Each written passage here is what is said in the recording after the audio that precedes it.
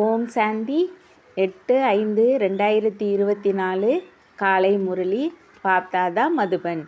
இனிமையான குழந்தைகளே, உலகத்தில் உள்ள ஆத்மாக்கள் அனைவரும் அறியாமையிலும் துக்கத்திலும் உள்ளனர். நீங்கள் அவர்களுக்கு உபகாரம் செய்யுங்கள். பாபாவின் அறிமுகம் கொடுத்து சந்தோஷப்படுத்துங்கள். அவர்களின் கண்களை திறந்து வையுங்கள். கேள்வி: எந்தவிதமான சென்டரின் வளர்ச்சியான ஆதாரம் என்ன?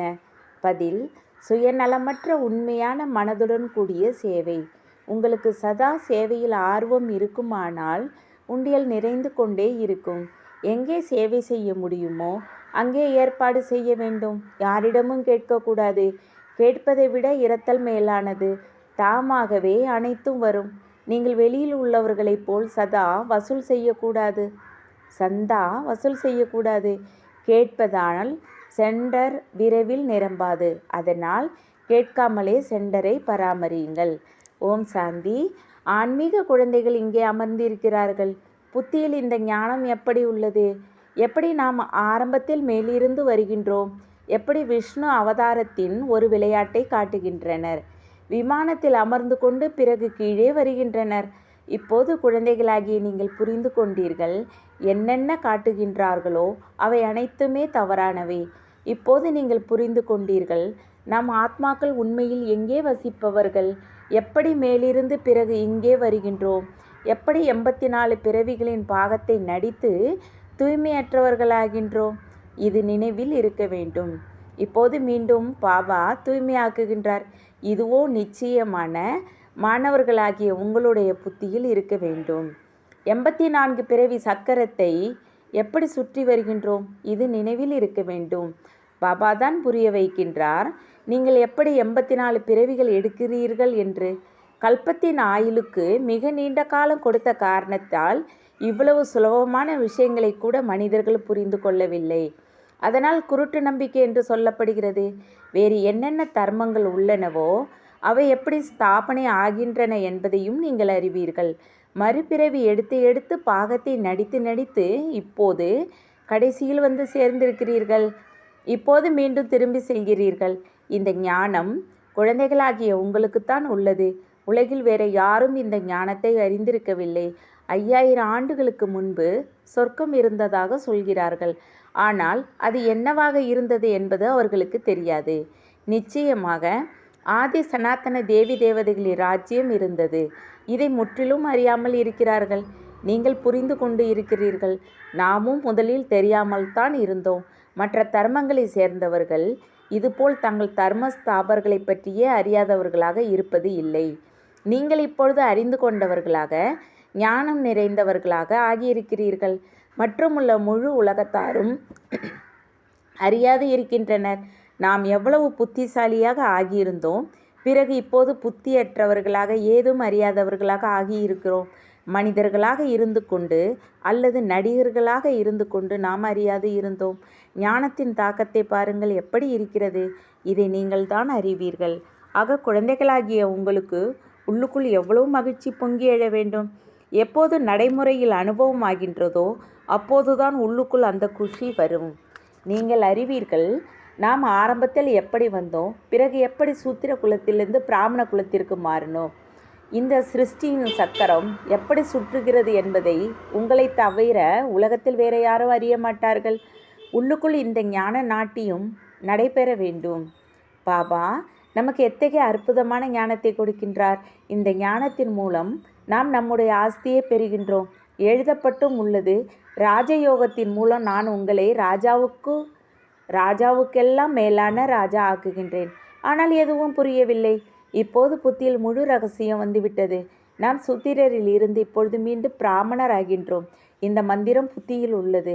பிராமணர் நாம் தான். பிறகு தேவதையாவோம். பிறகு நாம் இறங்கி இறங்கி கீழே வருகிறோம். எவ்வளவு மறுபிறவி எடுத்து சுற்றி வருகின்றோம். ஞானம் புத்தியில் இருக்கும் காரணத்தால் குஷியும் இருக்க வேண்டும். மற்றவர்களுக்கும் இந்த ஞானம் எப்படி கிடைக்கும்? எவ்வளவு சிந்தனைகள் நடைபெற்று கொண்டிருக்கின்றன. எப்படி அனைவருக்கும் பாபாவின் அறிமுகத்தை கொடுப்பது? பிராமணர்களாகிய நீங்கள் எவ்வளவு உபகாரம் செய்கிறீர்கள். யார் முற்றிலும் அறியாமல் இருக்கிறார்களோ அவர்களை சதா சுகமானவர்களாக ஆக்க வேண்டும். கண்கள் திறக்க வேண்டும். குஷி ஏற்படுகிறது அல்லவா? யாருக்கு சேவையில் ஆர்வம் உள்ளதோ அவர்களுக்கு உள்ளுக்குள் மிகுந்த குஷி இருக்க வேண்டும். நாம் ஆத்மாக்கள் எங்கே வசிப்பவர்கள், பிறகு எப்படி வருகிறோம் பாகத்தை நடிப்பதற்கு? எவ்வளவு உயர்ந்தவர்களாக ஆகின்றோம், பிறகு எப்படி கீழே இறங்கி வருகின்றோம்? பிறகு ராவண ராஜ்யம் எப்போது ஆரம்பமாகின்றது? இப்போது புத்தியில் வந்துள்ளது. பக்தி மற்றும் ஞானத்திற்கு இடையில் இரவு பகலுக்கும் உள்ள வேறுபாடு உள்ளது. ஆரம்பத்திலிருந்து பக்தி யார் செய்திருக்கிறீர்கள்? நீங்கள் சொல்வீர்கள், முதலில் நாம் வந்தோம் என்றால் அதிகமான சுகத்தை பார்த்தோம். பிறகு நாம் பக்தி செய்ய துவங்கினோம். பூஜைக்குரியவர் மற்றும் பூஜாரி, இதில் எவ்வளவு வேறுபாடு? உங்களிடம் இப்பொழுது எவ்வளவு ஞானம் உள்ளது? குஷி இருக்க வேண்டும் இல்லையா? எப்படி நாம் 84 பிறவிகளின் சக்கரத்தை சுற்றி வந்திருக்கிறோம். எங்கே 84 பிறவிகள்? எங்கே 84 லட்சம்? இவ்வளவு சிறிய விஷயம் கூட யாருடைய கவனத்திலும் வருவதில்லை. லட்சம் வருடங்களோடு ஒப்பிட்டால் இது ஓரிரு நாளுக்கு சமமாகிவிடும். நல்ல நல்ல குழந்தைகளின் புத்தியில் இந்த சக்கரம் சுற்றி கொண்டே இருக்கிறது. அதனால்தான் சுய தரிசன சக்கரதாரி எனப்படுகிறது.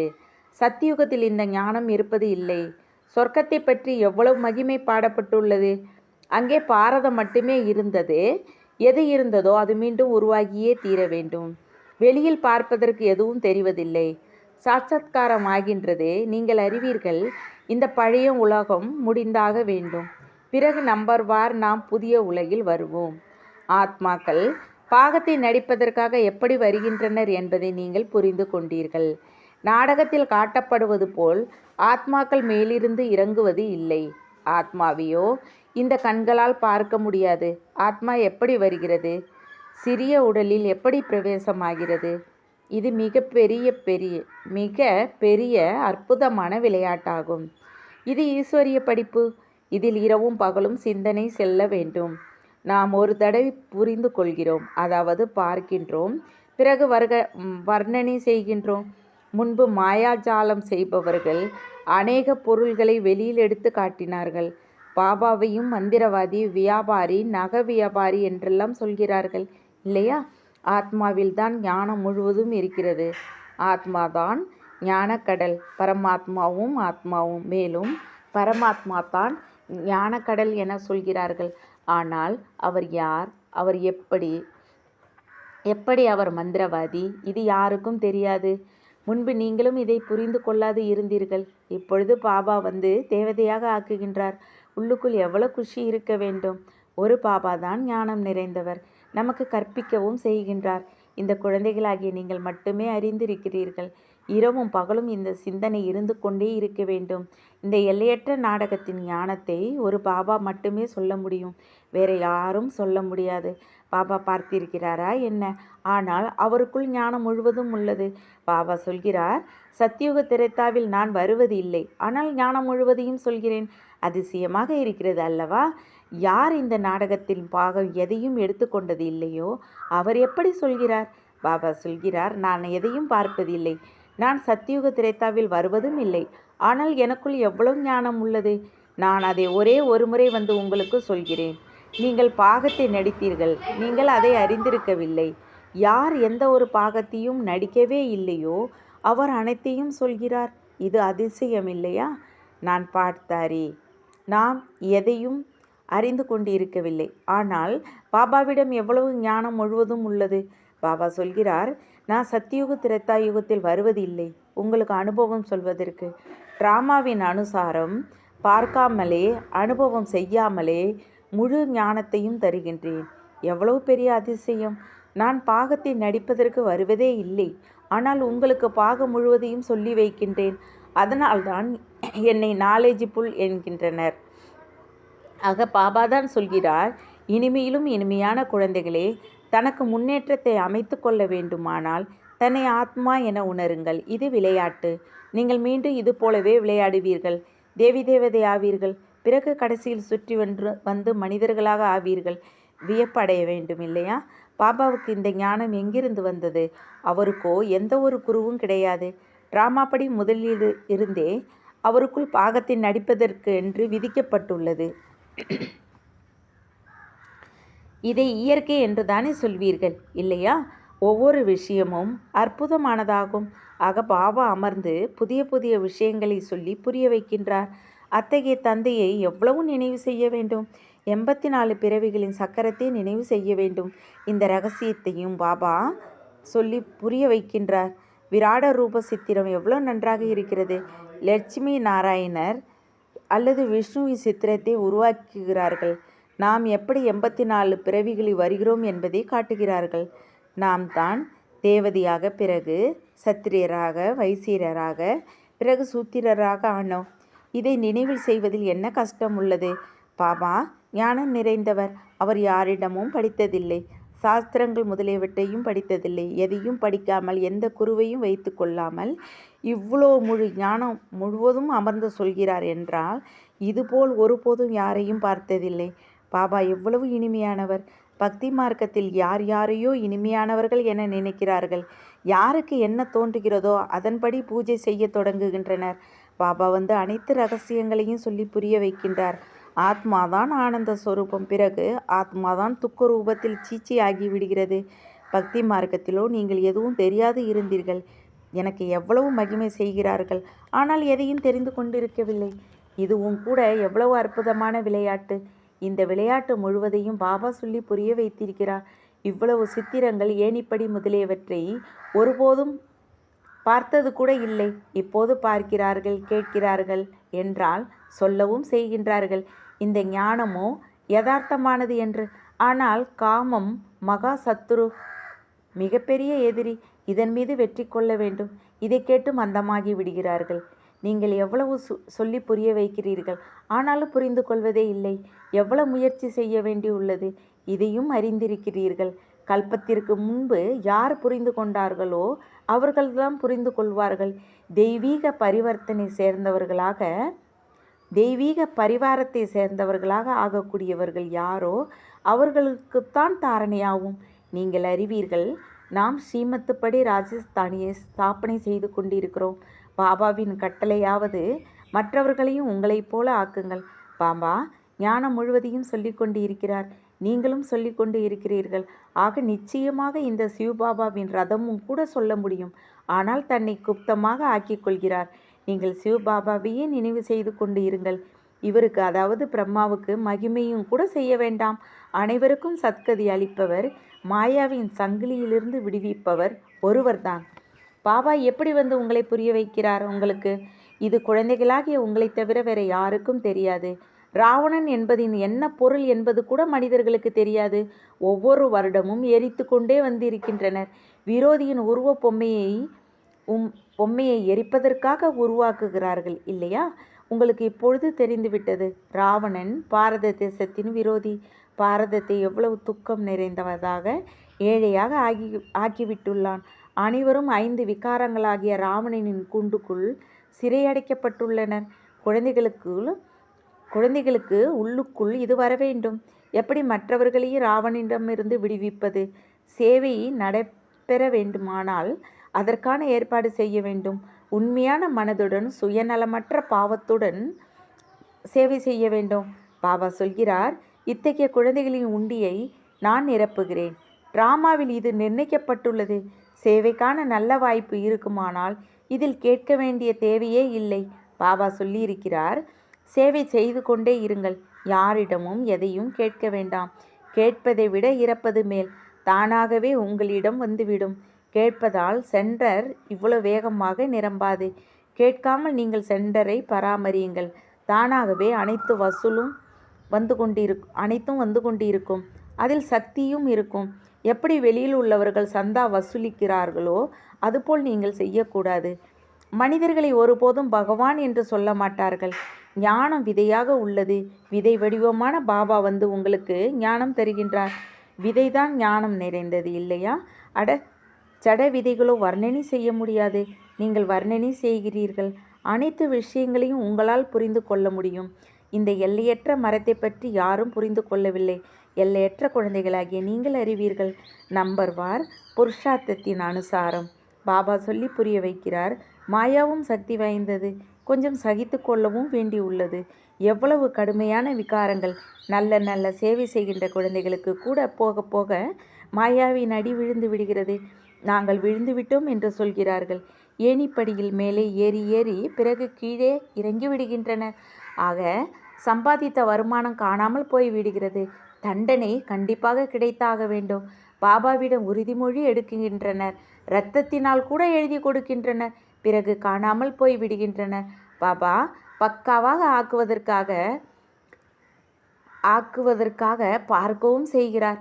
இவ்வளவு யுக்திகள் செய்து கூட மீண்டும் உலகத்தின் பக்கம் போய் விடுகின்றனர். எவ்வளவு சுலபமாக சொல்லி புரிய வைக்கின்றார். பாகத்தை நடிப்பவர் தன்னுடைய பாகத்தை பற்றி சிந்தனை செய்ய வேண்டும். தன்னுடைய பாகம் யாருக்கும் மறக்காது. பாபாவோ தினந்தோறும் விதவிதமாக சொல்லி புரிய வைத்து கொண்டே இருக்கிறார். நீங்களும் அநேகருக்கு சொல்லி புரிய வைக்கிறீர்கள். பிறகும் சொல்கிறீர்கள், நாம் பாபாவிடம் நேராக சந்திக்க போக வேண்டும். பாபாவின் அற்புதம் இது. தினந்தோறும் முரளி சொல்கிறார். அவர் நிராகாரர். பெயர், வடிவம், தேசம், காலம் எல்லாம் கிடையாது. பிறகு எப்படி முரளி சொல்லுவார்? வியப்படைகிறார்கள். பிறகு பக்காவாக ஆகி வருகிறார்கள். இப்படிப்பட்ட தந்தை ஆஸ்தி தருகின்றார். அவரிடமிருந்து அது கிடைக்க வேண்டும் என்று மனம் விரும்புகிறது. இந்த அறிமுகத்துடன் வந்து சந்தித்தால் பாபாவிடம் இருந்து ஞான ரத்தினங்களை தாரணை செய்ய முடியும். ஸ்ரீமத்தை பின்பற்றி நடக்க முடியும். நல்லது. இனிமையிலும் இனிமையான காணாமல் போய் கண்டெடுக்கப்பட்ட செல்லமான குழந்தைகளுக்கு தாயும் தந்தையும் ஆகிய பாப்தாதாவின் அன்பு நினைவுகள் மற்றும் காலை வணக்கம். ஆன்மீக குழந்தைகளுக்கு ஆன்மீக தந்தையின் நமஸ்தே. ஆன்மீக தந்தைக்கு ஆன்மீக குழந்தைகளின் அன்பு நினைவுகள் குட் மார்னிங் மற்றும் நமஸ்தே. தாரணைக்கான முக்கிய சாரம் 1. ஞானத்தை வாழ்க்கையில் நடைமுறைப்படுத்தி மிகுந்த மகிழ்ச்சியின் போதையில் இருக்க வேண்டும். அற்புதமான ஞானம் மற்றும் ஞான வள்ளலை நினைவு செய்து ஞான நாட்டியம் ஆட வேண்டும். 2. தன்னுடைய நாடக பாகத்தை மட்டுமே சிந்திக்க வேண்டும். மற்றவர்களின் பாகத்தை பார்க்கக்கூடாது. மாயா மிகவும் சக்தி நிறைந்தது. அதனால் எச்சரிக்கையாக இருக்க வேண்டும். முன்னேற்றத்திலேயே ஈடுபட்டு இருங்கள். சேவையில் ஆர்வம் வையுங்கள். வரதானம்: நல்ல விஷயத்தினால் கவரப்படுவதற்கு பதில் அதை தனக்குள் தாரணை செய்யக்கூடிய பரமாத்ம சிநேகி ஆகுக. பரமாத்மா சிநேகி ஆக வேண்டுமானால் தேக உணர்வின் தடைகளை சோதித்து பாருங்கள். குழந்தைகளில் பலர் சொல்கிறார்கள், இவர் மிக நன்றாக இருக்கிறார், அதனால் கொஞ்சம் இரக்கம் வருகிறது. சிலருக்கு யாராவது ஒருவருடைய சரீரத்தின் மீது பற்று ஏற்படுகிறது. இன்னும் சிலருக்கு ஒருவருடைய குணங்கள் அல்லது விசேஷத்தாக்கள் மீது பற்று ஏற்படுகிறது. ஆனால் அது விசேஷத்தன்மை அல்லது குணத்தை கொடுப்பவர் யார்? ஏதேனும் நல்லது இருந்தால் நல்லதை தாரணை செய்யுங்கள். ஆனால் நல்லதின் மீது பிரபாவம் ஆகாதீர்கள். விலகியும் பாபாவிற்கு அன்பானவர்களாகவும் ஆகுங்கள். அத்தகைய அன்பானவர், அதாவது பரமாத்ம சிநேகி, சதா பாதுகாப்பாக இருப்பார். ஸ்லோகன்: அமைதி சக்தியை வெளிப்படுத்துபவர்களானால் ஸ்லோகன்: அமைதி சக்தியை வெளிப்படுத்துவீர்களானால் சேவையின் வேகம் தீவிரமாக செல்லும். ஓம் சாந்தி. தேங்க்யூ பாபா.